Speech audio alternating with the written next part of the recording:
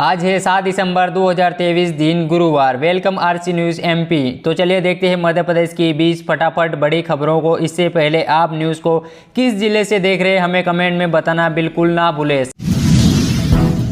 विधानसभा चुनाव जीतने वाले बीजेपी सांसद ने दिया इस्तीफा, 2 केंद्रीय मंत्री भी शामिल। मध्य प्रदेश विधानसभा चुनाव सहित राजस्थान और छत्तीसगढ़ से जीते हुए सांसद ने संसद सदस्यता से इस्तीफा दे दिया है। दिल्ली बीजेपी ने ये बड़ा फैसला लिया है। बीजेपी हाईकमान से मुलाकात के बाद जीते हुए प्रत्याशियों ने ये फैसला लिया है और ये सभी नेता पार्टी अध्यक्ष जेपी नड्डा के साथ इस्तीफा देने के लिए स्पीकर से मिलने पहुंचे। बुधवार को कुल 12 सांसदों ने अपना इस्तीफा दिया।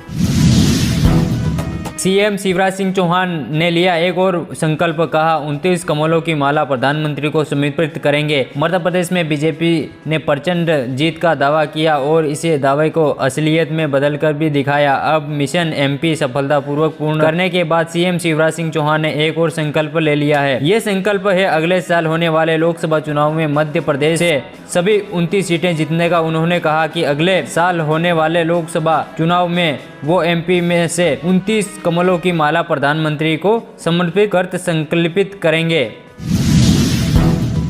भारतीय रेलवे ने 190 पदों पर निकाली भर्तियां। 10 दिसंबर लास्ट डे। मौका जाने से पहले करें अप्लाई, बिना परीक्षा होगा चयन। पदों का विवरण: सिविल इंजीनियरिंग 30 पद, इलेक्ट्रिक इंजीनियरिंग 20 पद, इलेक्ट्रॉनिक इंजीनियर 10 पद, मैकेनिकल इंजीनियरिंग 20 पद, डिप्लोमा सिविल 30 पद, डिप्लोमा इलेक्ट्रॉनिक 20 पद, डिप्लोमा इलेक्ट्रॉनिक्स 10 पद, डिप्लोमा मैकेनिक 20 पद, सामान्य स्ट्रीम ग्रेजुएशन 30 पद। आयु इसमें रखी गई है, उम्र 1 सितंबर से 2023 का न्यूनतम 18 वर्ष और अधिक वर्ष 25 वर्ष होना चाहिए। एसटी, एससी और अन्य रिजर्वेशन वर्ग के उम्मीदवारों को सरकार के नियमों के अनुसार छूट मिलेगी। आवेदन करने का शुल्क 100 रुपये रखा गया है। वेतन प्रति माह 90,000 से 80,000 तक दिया जाएगा। भोपाल में नाबालिग के साथ छेड़छाड़ी, पुलिस ने किया दर्ज मामला। राजधानी भोपाल के व्यापारिक नगर भेड़ाघाट से एक ऐसी घटना सामने आई जहां एक नाबालिग छात्रा के साथ छेड़खानी का मामला सामने आया है, जिसके बाद फरियाद की शिकायत पर छेड़खानी के साथ पास्को एक्ट के तहत मामला दर्ज किया है, जिसके बाद टीम का गठन करते हुए आरोपी की तलाश शुरू कर।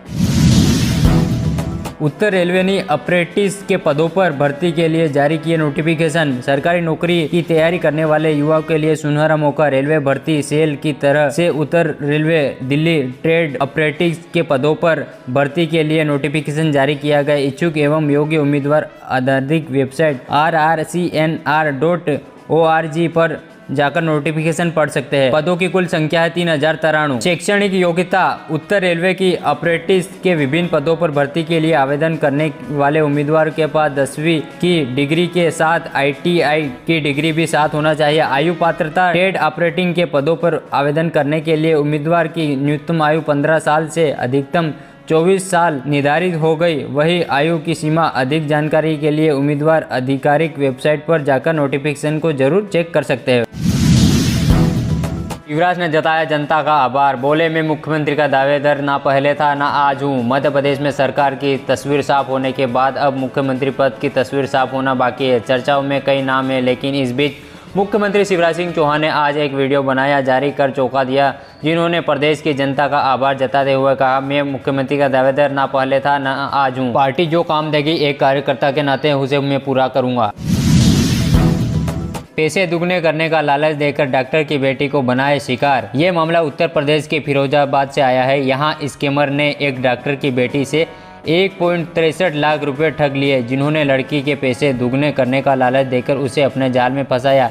BSc फर्स्ट ईयर में पढ़ने वाली सृष्टि जैन के पिता शहरी में नामी डॉक्टर है। जानकारी के मुताबिक अपराधियों ने उसे पैसे डबल करने का लालच दिया। पहले तो सृष्टि ने 2,000 रुपये अपराधियों के अकाउंट में डाले, जो उन्होंने डबल कर लौटा दिए। फिर उसने 3,000 रुपये डाले और ये भी दोगुना होकर वापस आ गए। बस इसके बाद पीड़िता उन अपराधियों के झांसे में आ गए और बड़ी रकम उनके अकाउंट में ट्रांसफ़र कर दी उसने पहले 30 और फिर 65,000 रुपये उनके अकाउंट में ट्रांसफ़र कर दिए। इस बड़ी रकम के आने के बाद स्कैमर गायब हो गए। जब उन्होंने पीड़िता से सारे संपर्क को तोड़ दिए, पैसे वापस नहीं आए, तो उसे समझ आया कि वो साइबर क्राइम का शिकार हो चुके हैं। इसके बाद उसने ये बात घर में बताई और फिर मामले की शिकायत साइबर क्राइम पुलिस को की गई।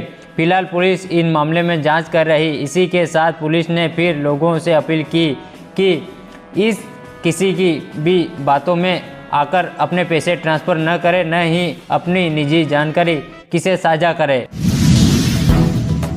चुनाव के बाद कांग्रेस विधायक दिनेश जैन के खिलाफ एफआईआर दर्ज, शासकीय कार्य में बाधा डालने का मामला। मध्य प्रदेश विधानसभा चुनाव के नतीजों के बाद उज्जैन जिले की महिदपुर विधानसभा सीट से नवनिर्वाचित कांग्रेस विधायक दिनेश जैन के एक्शन ले लिया। विधायक की शपथ लेने से पहले दिनेश जैन के विरुद्ध उज्जैन के नानाखेड़ा थाने में सरकारी कार्य में बाधा सहित 3 धाराओं के प्रकरण दर्ज किया गया।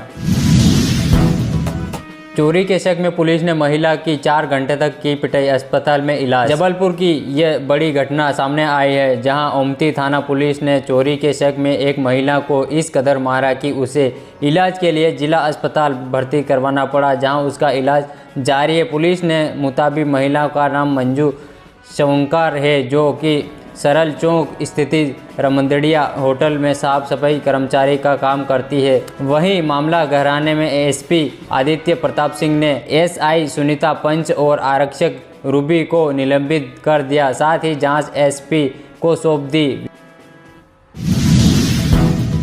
सतना जिला अस्पताल प्रबंध की घोर लापरवाही सामने आई है। यहां सामान्य वार्ड में आम मरीजों के साथ एड्स मरीज को भर्ती कर दिया गया। इतना ही नहीं, एक ही डॉक्टर व नर्स वार्ड ब्याज एड्स मरीज और आम मरीजों का इलाज भी कर रहा, जिससे वार्ड में भर्ती आम मरीजों भाग्यग्रस्त है। जिला अस्पताल प्रबंध की घोर लापरवाही उजागर होने के बावजूद प्रबंध बेपरवाह बना हुआ है।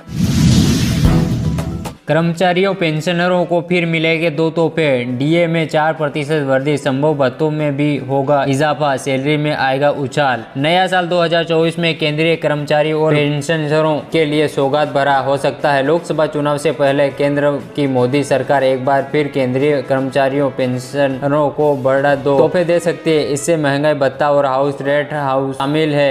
फिलहाल केंद्रीय कर्मचारियों को जुलाई से 46% डीए का लाभ मिल रहा है और संभावना जताई जा रही है कि 2024 में डीए 4% और डी बढ़ने के बाद यह 50% तक पहुंच सकता है। वहीं डीए के 50% होते ही हाउस में भी 3% वृद्धि की जा सकती है।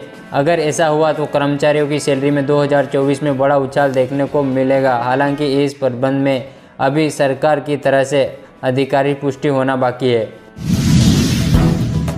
चक्रवाती तूफान असर, बादलों की आवाजाही, 4 संभागों में बारिश के आसार, 1 दर्जन जिलों कोहरा और तेज हवा। चक्रवाती तूफान मिर्जोर के चलते मध्य प्रदेश का मौसम एकदम से बदल गया है। अलग अलग स्थानों पर सक्रिय मौसम प्रणाली और वातावरण में नमी चलते फिलहाल 9-10 दिसंबर तक मौसम के यूं ही बने रहने का अनुमान है। आज बुधवार को भी 1 दर्जन से अधिक जिलों में बारिश की चेतावनी जारी की गई है। इसका मुख्य प्रभाव जबलपुर और शहडोल संभाग में देखने को मिलेगा। इस दौरान में कई जिलों में कोहरा भी छाया रहेगा।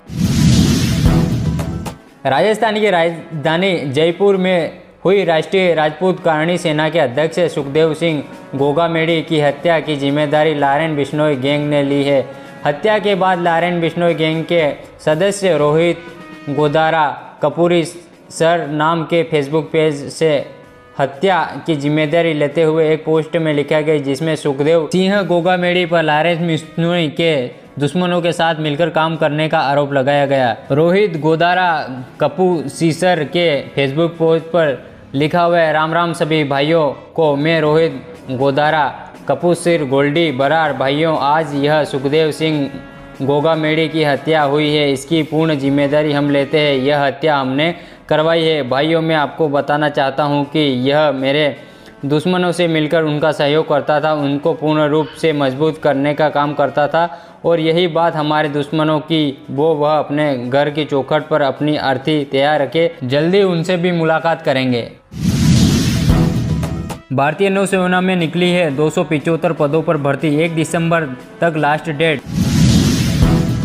सुखदेव सिंह गोगामोड़ी की हत्या पर उबला पूरा राजस्थान, सड़कें सुनी, बाजार स्कूल बंद। श्री राष्ट्रीय राजपूत करणी सेना के प्रमुख सुखदेव सिंह गोगामोड़ी की हत्या के विरोध में आज राजस्थान बंद का आह्वान किया गया है। बंद का जयपुर समेत राज्य के लगभग सभी हिस्सों में व्यापक असर है। अधिकतम दुकानें और बाजार को बंद रखा गया, सड़कें पर गाड़ियां कम चल रही और कई शहरों में स्कूल कॉलेज भी बंद किए गए। सड़कों पर जगह जगह धरना और विरोध प्रदर्शन का दौर चल रहा। कई जगह प्रदर्शनकारियों ने टायरों में आग लगाकर रास्ता बंद कर दिया।